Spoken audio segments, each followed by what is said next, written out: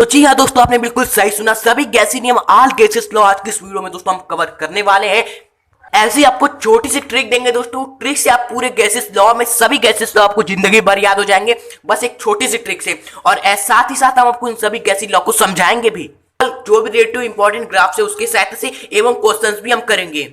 Video all in one होने वाली है, जिसमें हम सब कुछ आपको बताएंगे, एक्सप्लेन भी करेंगे, ग्राफ भी बताएंगे, क्वेश्चंस भी कराएंगे और आपको ट्रिक भी देंगे याद करने की एक छोटी सी, जिससे आप सभी गैसीय नियम आपको जिंदगी भर याद रहेंगे, आपको कुछ भी याद करने की जरूरत नहीं रहेगी। तो दोस्तों, स्वागत है आपका हमारे YouTube चैनल एजुकेशन शस्त्र पे। चलिए अपने आज इस वीडियो को जल्दी से स्टार्ट करते हैं और द्रव की अवस्था चैप्टर नंबर 5 क्लास 11 केमिस्ट्री का पहला टॉपिक गैसेस के सभी नियम को आज इस वीडियो में क्लियर कर देते हैं, हाँ, विद ए स्मॉल लाइक। तो दोस्तों, गैसीय नियम में सबसे पहला नियम है हमारा बॉयल्स लॉ, यानी कि बॉयल का नियम। इस नियम बहुत ही आसान है समझना, बिल्कुल आसान है। क्या हुआ, साइंटिस्ट बॉयल ने अपने लैब में गए, उन्होंने लैब में क्या किया, में एक बीकर लिया जिसका आयतन V था। उस V आयतन में दोस्तों हमारा कोई गैस उपस्थित था, कोई भी गैस आप मान सकते हो, उस V आयतन में कोई गैस उपस्थित था। और दोस्तों उन्होंने क्या किया, उसके ऊपर, बीकर के ऊपर जो भी हमारा दोस्तों लगा हुआ था उसको दबाया। उससे दबाव को उन्होंने क्या किया, प्रेशर को बढ़ा दिया। जैसे उन्होंने प्रेशर को बढ़ाया तो देखा कि जो हमारी गैस है पहले उस पूरे बीकर में भरी हुई थी, लेकिन जब उन्होंने को दबाया और दबाव जो प्रेशर है उसको बढ़ा दिया, तो उन्होंने देखा तो जो गैस पूरे बीकर में थी, आप केवल दबाने के बाद जितना दोस्तों वॉल्यूम बचा है उसी में गैस अब रह रही है। तो उन्होंने ये बात नोटिस कर ली कि यहाँ पर जब उन्होंने दाब बढ़ाया तो जो गैस का जो आयतन था, V वॉल्यूम था, अब वो क्या हुआ, घट गया। दाब जब उन्होंने बढ़ा दिया तो उसका वॉल्यूम घट गया। तो उन्होंने ये बात कह दिया कि इस नियमानुसार, यही उन्होंने नियम देखा और उन्होंने इस नियम में जब वो कर रहे थे ऐसा, उनका ताप तो स्थिर ही रहा था। ताप में तो उन्होंने कोई परिवर्तन ही नहीं किया, उन्होंने केवल बीकर लिया जिसका आयतन V था और जिसमें गैस कोई उपस्थित थी, बस उन्होंने दाब बढ़ा दिया। तो जो आयतन था गैस का पूरे बीकर में था, लेकिन दाब बढ़ाने से उसका आयतन क्या हुआ, कम हो गया। दाब जैसे ही बढ़ा दिया, आयतन हमारा उस गैस का क्या हुआ, कम हो गया। और ये कब हुआ दोस्तों, जब हमारा दोस्तों ताप क्या था, स्थिर था। तो बस उन्होंने यही कह दिया। इसका मतलब वो समझते हो ना, जब कोई चीज बढ़ती है और उसके अगला वाला चीज घटता है तो उसका मतलब क्या है कि वो उसका दोस्तों क्या होता है, वृत्त समानुपाती होता है। अगर इस कोई चीज बढ़ने से वो भी बढ़ता है तो ये क्या होता है, समानुपाती होता है। समानुपाती होता है, आप सभी पता है। लेकिन कोई चीज बढ़ने से दूसरा चीज घट जाता है तो उसका मतलब क्या है, वृत्त समानुपाती होता है। तो उन्होंने यही प्रयोग किया। ये बहुत ही पुराना नियम है, इसलिए बहुत ही सरल है।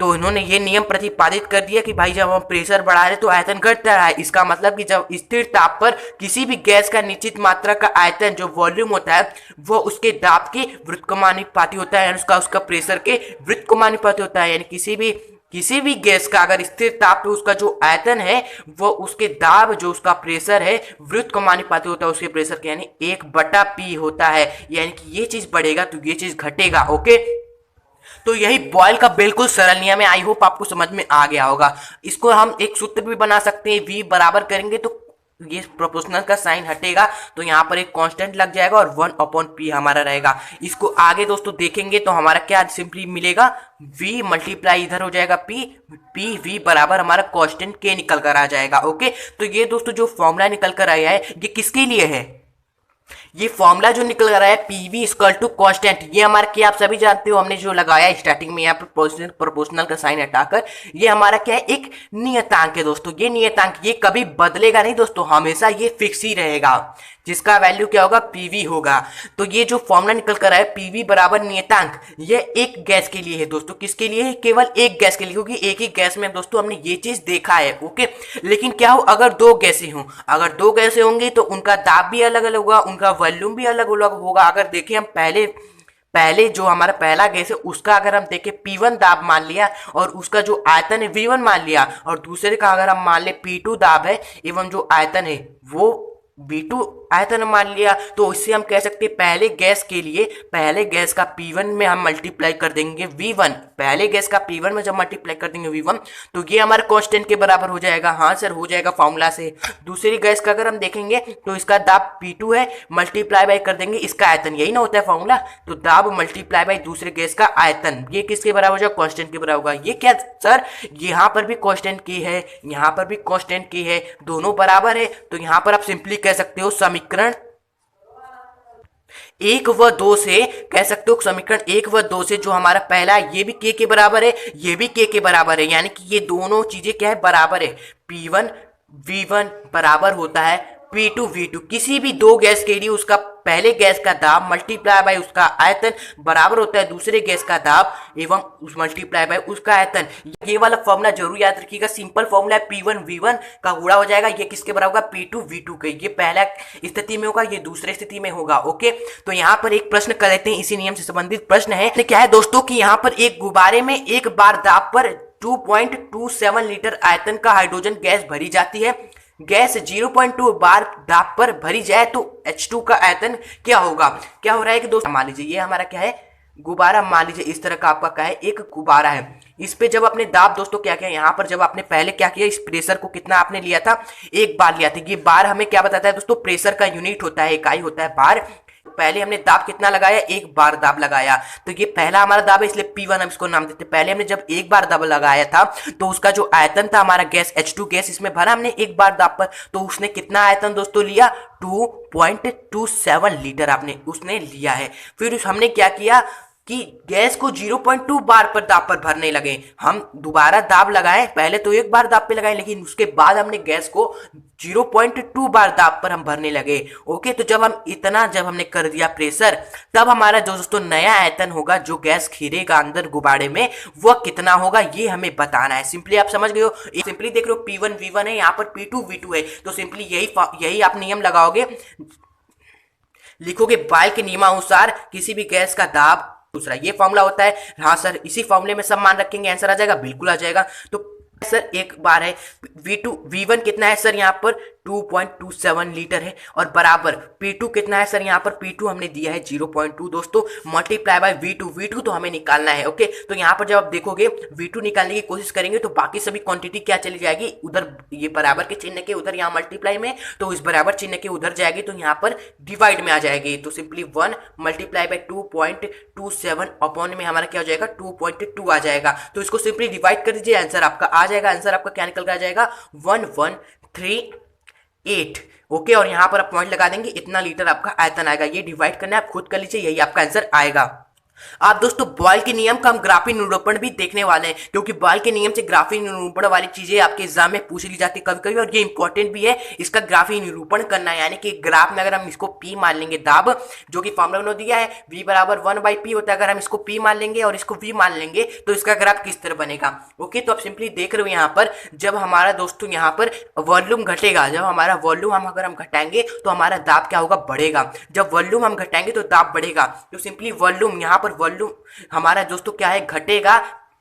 वॉल्यूम हमारा जब घटेगा तो दाब यहाँ पर बढ़ेगा, ये सिंपली बात है। यानी कि प्रेशर का वैल्यू यहाँ पर कहाँ पर दोस्तों अधिक होगा, कि प्रेशर का वैल्यू यहाँ पर कहाँ अधिक होगा सर, यहाँ पर 1 2 3 4 5, यानी कि सबसे ऊपर यहाँ पर आप देखेंगे तो प्रेशर का वैल्यू क्या होगा, सबसे अधिक होगा। ओके, और यहां पर आप देखेंगे, यहां पर जो ये वॉल्यूम सबसे कम होगा, यहां पर तो वॉल्यूम ज्यादा होगा, आयतन हमारे इधर जाएंगे तो ज्यादा होगा, कम कहां होगा, इधर आएंगे। तो वॉल्यूम जो हमने ज्यादा लिया, तो जब हमने दाब को अधिक लिया तो हम आयतन को यहां पर कम ले लेंगे, यहां पर इस बिंदु से इस बिंदु को मिलाएंगे तो इस तरह आपका बनेगा। लेकिन अभी पूरा नहीं हुआ, आपने पहले क्या लिया, दाब को ज्यादा लिया और आयतन को कम ले लिया, क्योंकि ये अपने इनवर्सली प्रोपोर्शनल है, व्युत्क्रमानुपाती, एक बढ़ेगा तो दूसरा घटेगा। तो एक आपने बढ़ा लिया तो दूसरा आपका घट गया, लेकिन जब आप दूसरे को बढ़ाएंगे तो ये वाला क्या हो जाएगा, घट जाएगा। जी हाँ सर, आपने बिल्कुल सही कहा। ये अब अगर हम बढ़ाएंगे वॉल्यूम, आयतन को जब हम बढ़ाएंगे, आयतन कहाँ बढ़ेगा सर, यहाँ पर आप जाएंगे तो यहाँ पर आयतन बढ़ेगा। तो यहाँ पर एक पॉइंट ले लेते हैं, जब आपने आयतन को यहाँ पर बढ़ा लिया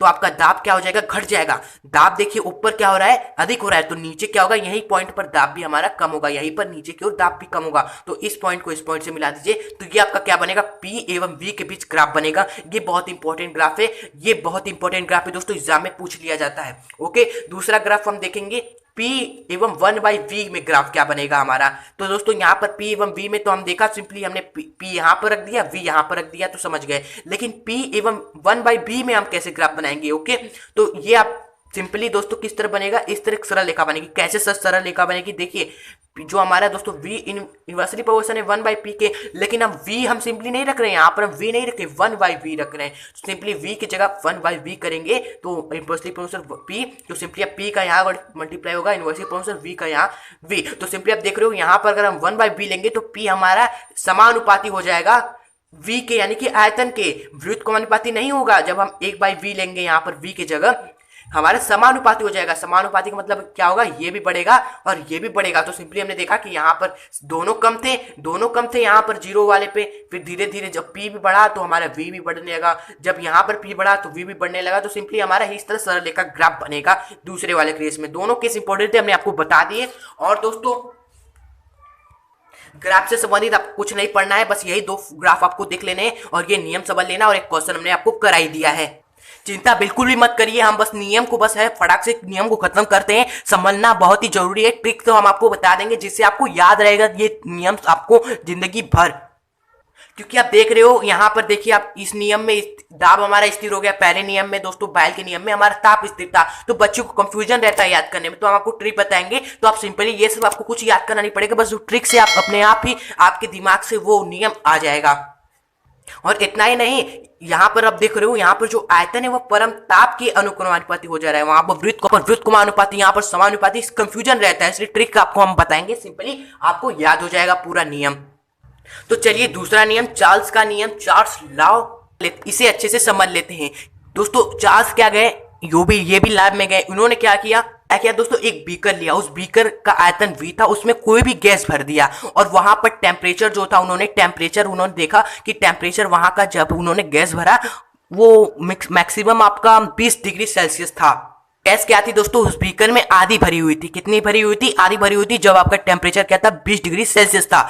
लेकिन उन्होंने क्या किया, उस बीकर को नीचे से क्या किया, आग लगा दिया, नीचे से चूल्हा चालू कर दिया। ओके, तो जैसे ही वहां पर आग लगाया तो उस टेम्परेचर वहां का क्या हो गया, बढ़ गया, 25 डिग्री सेल्सियस से आपका 40 डिग्री सेल्सियस तक पहुंच गया। तो देखा जो गैस था, गैस के अंदर के अणु क्या हुए दोस्तों, इधर उधर भागने लगे, यानी कि अब आधी भरी हुई गैस नहीं, गैस के अणु फैल गए, उनका आयतन और बढ़ गया। यानी कि जब टेम्परेचर उन्होंने 25 डिग्री छोड़ दिया था वहां उसी टेम्परेचर पर, तो गैस ने क्या किया, बीकर का आधा आयतन ही घेरा हुआ था, लेकिन जब उन्होंने वहां पर आग लगा दिया नीचे से, तो टेम्परेचर भी बढ़ गया, 40 डिग्री हो गया। तो जो गैस के अणु और फैलने लगे और दूर दूर भागने लगे और आयतन वहां पर और अधिक कवर कर लिया। ओके, तो वहां पर क्या स्थिर था, दाब स्थिर था, क्योंकि गैस पे उन्होंने कोई दाब नहीं लगा रहा था, केवल क्या लगा रहे थे, टेम्परेचर लगा रहे थे और गैस का आयतन ऊपर नीचे हो रहा था। तो यहाँ पर उन्होंने कह दिया कि दाब हमारा उस समय स्थिर था, और जब हमने दाब स्थिर कर दिया तो हमने किसी गैस के निश्चित मात्रा का जो आयतन है, किसी भी गैस का जो आयतन है वो दोस्तों बढ़ने लगा, वो क्या हुआ, इंक्रीज होने लगा। ये कब इंक्रीज हुआ, जब हमने क्या किया, टेम्परेचर को बढ़ाया। तो जब कोई चीज बढ़ती है किसी दूसरे चीज को बढ़ाने से, तो इसका मतलब क्या है कि यानी कि समानुपाती मात्र एक ही है होते हैं, किसी गैस का आयतन उसके ताप के समानुपाती होता है। यही उन्होंने दोस्तों नियम दिया। ये कब होता है दोस्तों, जब हमारे क्या होता है, स्थिर दाब होता है। क्योंकि आपने देखा उन्होंने जब प्रयोग किया तो वहां पर दाब में तो कोई छेड़छाड़ी नहीं कर रहे थे, केवल ताप को ऊपर नीचे कर रहे थे और आयतन ऊपर नीचे हो रहा था। तो ये सिंपली इनका नियम है, चार्ल्स का यही नियम है। जब हम फॉर्मूला बनाएंगे तो एक कांस्टेंट आप लग जाएगा, ये टी रहेगा, फिर ये टी नीचे आ जाएगा v/t, ये सिंपली कांस्टेंट k के बराबर हो जाएगा। और अब फिर वही बात, ये क्या है, एक गैस के लिए, ये जो इनका नियम है एक गैस के लिए है। हाँ सर, एक गैस के लिए, तो 2 गैस के लिए हम अलग अलग, उसका आयतन भी अलग अलग होगा, टेम्परेचर भी अलग अलग होगा। तो पहले गैस का अगर हम देखेंगे तो पहले गैस का v1/T1 टेम्परेचर रहेगा, तो ये किसके बराबर होगा, कांस्टेंट के बराबर होगा। अगर हम दूसरे गैस को देखेंगे तो इसका आयतन v2 रहेगा और दूसरे गैस का टेम्परेचर भी T2 रहेगा, तो ये कांस्टेंट k के बराबर होगा, क्योंकि ये दोस्तों बदल नहीं रहा है, ये नियत है। ओके, तो सिंपली आप देख रहे हो ये भी यहाँ पर भी k है, यहाँ पर भी k है, तो सिंपली हम कह सकते हैं जब ये k यहाँ पर दोनों स्थिति में बराबर है तो ये दोनों भी आपस में बराबर होंगे। तो v1/T1 v2/T2 हमारा दोस्तों क्या निकल कर आया है, इनके नियम से एक बहुत ही महत्वपूर्ण फॉर्मूला निकल कर आया है। इस फॉर्मूला से, इस टाइप के अगर इनके नियम से प्रश्न आते हैं इस तरह के, जिसमें v1/T1 दिया हो, फिर दूसरे स्थिति में v2 दिया हो, तो आप इस फॉर्मूला का अप्लाई करोगे उसमें टेम्परेचर निकालने के लिए उस आयतन पर। तो इस फॉर्मूला को आप याद कर लीजिए, इस नियम का। अगर हम देखें दोस्तों, इनका जो नियम है उस पर अगर हम ग्राफ देखें, अगर हम यहाँ पर दोस्तों क्या ले ले, टेम्परेचर को ले ले, यहाँ पर हम आयतन को ले ले। अगर हम देखेंगे टेम्परेचर को यहाँ पर ले लिया, आयतन पे ले लिया, तो सर आप क्या कर रहे हो, ये तो बहुत ही सिंपल है। जो हमारा आयतन है वो टेम्परेचर के अनुक्रमानुपाती, यानी कि अगर टेम्परेचर बढ़ेगा तो वॉल्यूम भी बढ़ेगा। तो सिंपली इसका ग्राफ क्या होगा, इस तरह सरल रेखा बनेगा। ओके सर, बिल्कुल सही बच्चों, जैसा कि हमने आपको बता ही रखा था कि जब भी कोई चीज किसी की समानुपाती होती है तो सिंपली ग्राफ इस तरह बनता है, लेकिन जब वृत्त समानुपाती होती है तो वो क्या बनता है, ग्राफ किस तरह बनता है, इस तरह बनता है हमारा, जैसा कि हमने बॉयल के नियम में देखा ही था। सर इस नियम से भी एक प्रश्न करा दीजिए। बिल्कुल कराएंगे दोस्तों, जिससे आपको एग्जाम में अगर क्वेश्चन आए तो आप घबराए नहीं।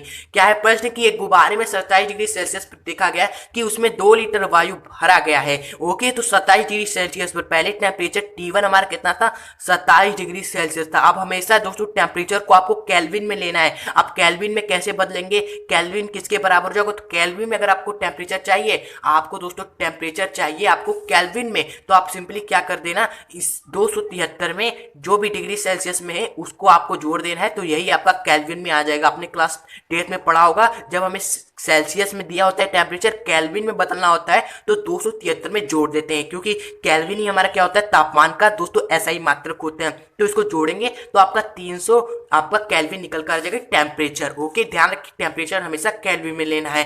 तो जब हमने टेम्परेचर 300 के लिया, 300 केल्विन लिया, तो हमारा जो आयतन था गुब्बारे में गैस का वो कितना था, हमारा आयतन V1 हमारा 2 लीटर था।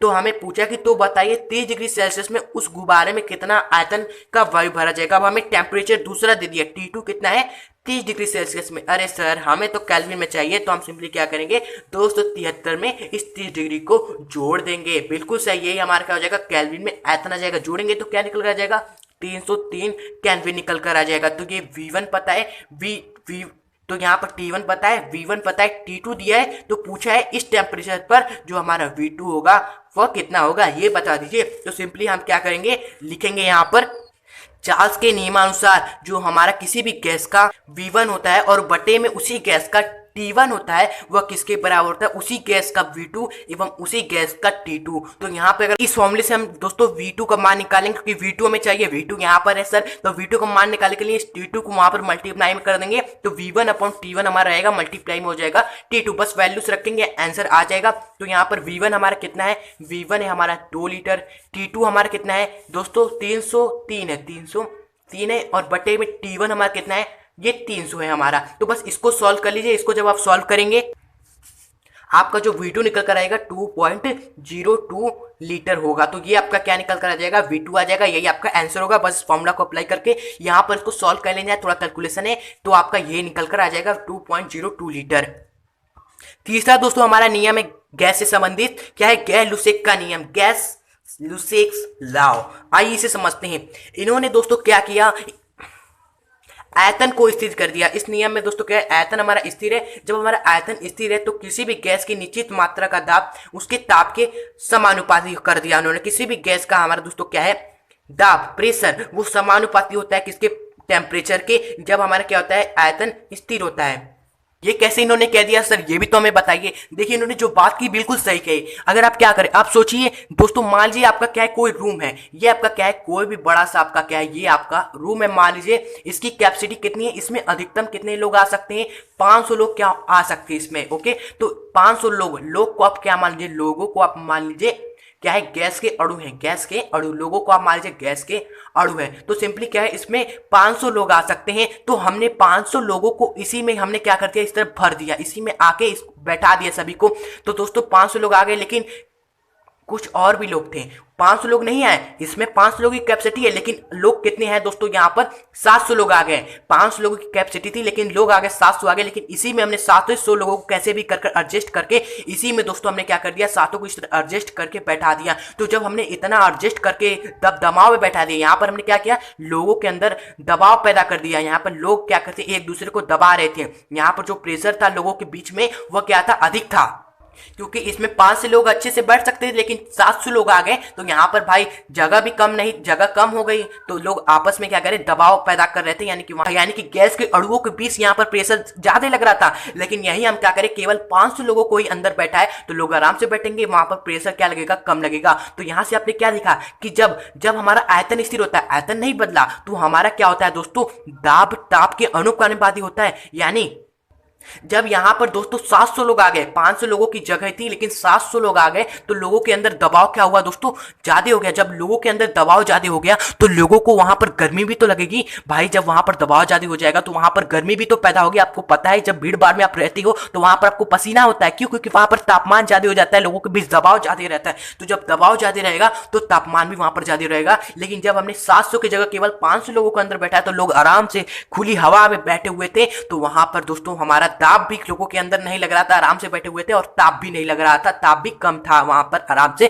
सब कोई था हवा में। ओके, तो सिंपली यहां पर हमने आपको एक दैनिक जीवन में जो होता है उसी से समझा दिए हैं लोगों को। यहां पर आप गैस के अणु मानिएगा, जिससे आपको फिजिक्स केमिस्ट्री में आपको बातें समझ में आएंगी। तो यहां पर दाब सिंपली किसके समानुपाती होता है, ताप के समानुपाती होता है। तो सिंपली पी की जब आप टी को नीचे करेंगे तो सिंपली बराबर एक कांस्टेंट लग जाएगा के। ये हमारा क्या है, एक गैस के लिए है दोस्तों। जब हम दो गैस की बात करेंगे, जब हमारी दो गैस होंगी तो दो गैस के लिए आप सभी जानते हो, पहले गैस का ताप P1, इसका ताप T1 बराबर हो जाएगा दूसरे गैस का ताप P2 पर बटे में दूसरे गैस का ताप T2। तो ये आपका सिंपली इस नियम का जो फॉर्मूला निकल रहा है, इस फॉर्मूले को आपको याद रखना है। ओके, तो आई होप दोस्तों आपको ये तीन नियम जो बहुत ही महत्वपूर्ण थे आपको समझ में आ गए होंगे, और लास्ट में जो रिजल्ट निकल कर रहा था फॉर्मूला का वो भी आपको याद हो गया होगा। तो आप वेट नहीं करते, आप आपको वो ट्रिक बताने जा रहे हैं जिस ट्रिक से आपको ये तीनों नियम में जितने सारे बातें हमने की, कहीं दाब स्थिर होता, कहीं आयतन स्थिर होता, कहीं ताप स्थिर होता, कोई चीज किसी के अनुक्रमानुपाती थी, कोई चीज किसी के विरुद्ध क्रमानुपाती थी, ये सब कैसे हम याद रखेंगे उसकी ट्रिक आपको छोटी सी ट्रिक बताएंगे, जिससे आपको ये सब दोस्तों क्लियर हो जाएगा। समझ लिया आपने, बस आपको याद करने की देर है, वो हमको ट्रिक से याद करा देंगे। चलिए वो ट्रिक को फटाफट देख लेते हैं। तो देखते हैं वो ट्रिक क्या है। Trick to learn only remember, यानी कि आपको केवल क्या याद रखना है, ये नियम तो आपने समझ लिया, लेकिन आपको याद रखने के लिए केवल आपको ये याद रखना है PVT। पी हमारा क्या है सर, पी हमारा दाब होता है, प्रेशर, वी हमारा क्या है, आयतन होता है, टी हमारा क्या होता है, टेम्परेचर होता है। तो बस PVT को आपको याद रखना है। और यहां पर हम कैसे सर इसको याद रखेंगे, तो कि हमको नियम याद हो जाएगा। पहला बॉयल का नियम था, चार्ल्स का नियम था, गैलुसेक का नियम था, तो इनको नियम को हम इसको याद रख लेंगे तो हो जाएगा, बिल्कुल हो जाएगा। कैसे आप इस नियम को निकालोगे इस PVT से, ये देखते हैं। आपको सिंपली तीनों नियम निकालने के लिए बस इन तीनों में इस तरह रिलेशन निकाल लेने। पहला PVT आपको पता है, इस तरह आपने याद कर लिया है, हाँ सर याद कर लिया है। बस इनमें आपको इस तरह तीर की तरह रिलेशन बनाया है, P का V में बना लिया, V का T में बना लिया, T का P में बना लिया, इस तरह आप बना लोगे, हाँ सर बना लेंगे। और यहाँ पर अनुक्रमानुपाती का यहाँ पर इस तरह चिन्ह लगा देना। और पहला नियम क्या था, विरुद्ध क्रमानुपाती था ना यहाँ पर, तो यहाँ पर आप लिखोगे बटा अनुक्रमानुपाती। बस इसको आपने कर लिया इतना, तो बस एक तरीका आप देखिए, तीनों नियम अभी आपके सामने निकल कर आएंगे और आप भी कहोगे वाह सर क्या आपने बता हमको। ओके, तो पहला नियम क्या था, बॉयल का नियम था। तो बॉयल के नियम में कोई चीज हमारी क्या थी, स्थिर थी, और कोई चीज हमारे किसी के अनुक्रमानुपाती था। तो आप पी से स्टार्ट करोगे, तो यहां पर आप क्या लिखोगे, बॉयल का नियम यहां से स्टार्ट करोगे, फिर उसके बाद चार्ल्स का नियम यहां से निकालोगे, और जो हमारा लास्ट में है गैलुसेक का नियम, उसको आप यहां से रिलेशन करके निकालोगे। कैसे निकालेंगे सर, देखिए आप यहां पर पहले बॉयल का निकालेंगे, तो बॉयल का रिलेशन निकालने के लिए यहां पर हम पी का वी में रिलेशन निकालेंगे, यानी दाब हमारा आयतन, दाब आयतन बटा अनुक्रमानुपाती, यानी किसी भी गैस का आयतन बटा अनुक्रमानुपाती, यानी कि 1/अनुक्रमानुपाती होता है किसके, प्रेशर के। बस ये निकल कर आ गया इनका नियम। सर हमारा यहाँ पर कुछ स्थिर भी तो होता है, केवल यही नहीं ना कह देंगे कि जो बॉयल का नियम है वो उसका आयतन, उसका वॉल्यूम है, उसके दाब के बटा अनुक्रमानुपाती यानी कि विरुद्ध क्रमानुपाती होता है। पहले हम ये भी लिखेंगे कुछ स्थिर होता है। तो आपने P एवं V में रिलेशन बनाए, हाँ सर बनाए। छूटा क्या था, छूट क्या गया यहाँ पर, सर यहाँ पर T में रिलेशन हमने नहीं बनाया, तो यही T आपका क्या होगा, स्थिर होगा। यहाँ पर T मतलब टेम्परेचर, यहाँ पर क्या होगा स्थिर, हमारा ताप स्थिर होगा। स्थिर हमारा क्या होगा, ताप होगा।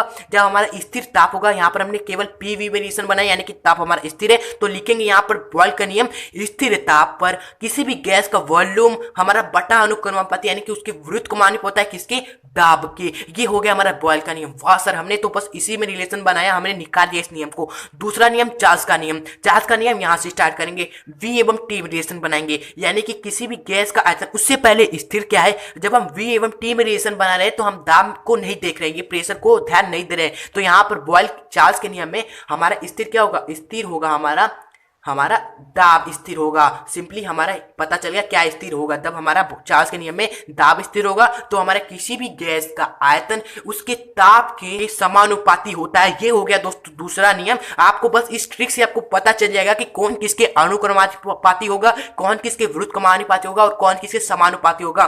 तो यहाँ पर आप सिंपली लिखो किसी भी गैस का आयतन उसके ताप के अनुक्रमानुपाती होता है। कब? जब हमारा क्या होता है दोस्तों, दाब स्थिर हो। तीसरा नियम कैसे निकालेंगे, यहां से स्टार्ट करेंगे सर। अब हम कर लेंगे जैसा आपने बताया, तीसरा नियम भी अब हम निकाल लेंगे। कैसे निकालेंगे सर? हम यहाँ पे क्या करेंगे, अब इसके इसमें रिलेशन बनाएंगे। जब हम टेम्परेचर एवं दाब में रिलेशन बनाएंगे तो यहाँ पर हम वी को नहीं देख रहे, यानी कि तीसरे नियम में हमारा क्या होगा, जो आयतन है वी यानी कि स्थिर होगा। हमारा क्या होगा, आयतन तीसरे नियम में स्थिर होगा। जब तीसरे नियम में आयतन स्थिर होगा तो हम कह सकते हैं स्थिर आयतन पर किसी भी गैस का तापमान उसके दाब के अनुक्रमानुपाती, किसी भी गैस का तापमान अनुक्रमानुपाती होता है। यहाँ पर P प्रोपोर्शनल टू टेम्परेचर यानी कि दाब अनुक्रमानुपाती होगा टेम्परेचर पे। कब? जब हमारा आयतन स्थिर होगा। तो ये देखिए बस इसी ट्रिक से हमने तीनों नियम निकाल लिए। हमें कंफ्यूजन बिल्कुल भी नहीं रहेगा कि किसमें क्या हमारा स्थिर रहेगा और किसमें क्या हमारा किसके अनुक्रमानुपाती या व्युत्क्रमानुपाती होगा। बस इस ट्रिक से आप यहाँ पर बॉयल लिखोगे, चार्ल्स लिखोगे, गैलिलियो लिखोगे, रिलेशन बैठाओगे यहाँ पर अनुक्रमानुपाती समानुपाती समानुपाती समानुपाती और यहाँ पर बटा समानुपाती चिन्ह लगाओगे यानी कि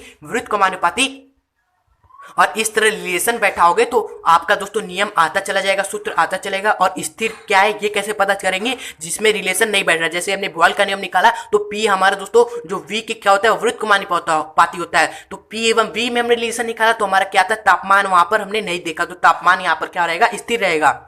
तो दोस्तों ये छोटी सी ट्रिक है जिससे हमने आपको याद करा दिया तीनों नियम को। आई होप दोस्तों आपको समझ में आया होगा, तीनों नियम भी, आपको ट्रिक भी समझ में आया होगा। अगर वीडियो दोस्तों अच्छी लगी हो तो प्लीज कमेंट बॉक्स में जरूर आप बताइएगा, जिससे हमें भी पता चले कि वीडियो हमारे कितने लोगों को फायदा पहुंचा रही है। और वीडियो अच्छी लगी तो लाइक भी जरूर कर दीजिएगा। अब दोस्तों वीडियो हो रही है थोड़ी लंबी, हमने वादा किया था 5 नियम कराने का एक ही वीडियो में, तो वो वादा हम नहीं तोड़ेंगे। एक और वीडियो लेकर आएंगे जिसमें बाकी के 2 नियम, एवोगैड्रो एवं आदर्श गैस समीकरण, दोनों नियम को हम कवर करेंगे। ओके, तो वेट करिए, कुछ ही दिनों में वो वीडियो भी आ जाएगी। ये अगर वीडियो अच्छी लगी तो लाइक ठोक दीजिएगा, चैनल को भी सब्सक्राइब करके बेल नोटिफिकेशन आइकन पर क्लिक करके ऑल पर जरूर करिए, जिससे वो वीडियो आए तो आपको तुरंत मिल जाए। तो दोस्तों हम मिलेंगे ऐसे ही नेक्स्ट धमाकेदार बेस्ट वीडियो के साथ। तब तक के लिए गुड बाय, हंसते रहिए, खुश रहिए और फुल स्कोर करें।